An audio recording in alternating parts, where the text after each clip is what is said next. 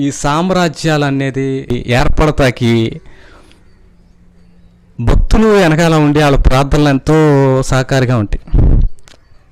చీకటి లోకంలో ఆత్మలు, దేవదూతలు కానివ్వండి, దెయ్యాలు కానివ్వండి, ఒక రాజ్యం ఏర్పడింది అంటే దెయ్యపాత్మలు కానీ దేవదూతలు కానీ భయంకరంగా పోరాడతారు ఆకాశంలో. ఇప్పుడు ఉదాహరణకి గ్రీసు సామ్రాజ్యం ఏర్పడాలన్నా ఏర్పడటానికి కూడా ఆ కొన్ని దురాత్మలు భయంకరంగా పనిచేస్తాయి. అధిపతులు అంటే దెయ్యాలు ఉంటాయి.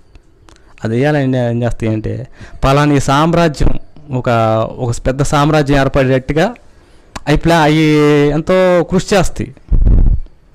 ఇప్పుడు క్రీస్తు రాజ్యం ఏర్పడటానికి కూడా ఈ దేవదూతలు కానీ మా బోటోళ్ళు పరిశుద్ధుల ప్రార్థనలు కానీ ఎంతో సహకారిగా ఉంటాయి. ఇప్పుడు దేవదూతలు మనం చేసే ప్రార్థన వల్ల ఈ దేవదూతలు బాగా పనిచేసి కనపడని రాజ్యాలను స్థాపిస్తారు. ఇప్పుడు ఉదాహరణకి చంద్రబాబు నాయుడు ప్రభుత్వం వచ్చిందంటే దాని తగ్గ ఆత్మలు పనిచేయబట్టే వస్తుంది. మనుషులు పనిచేస్తాయి ఆత్మలు అనేవి. మనం దేవునికి మనం అప్పగించుకుంటే దైవాత్మలు పనిచేస్తాయి.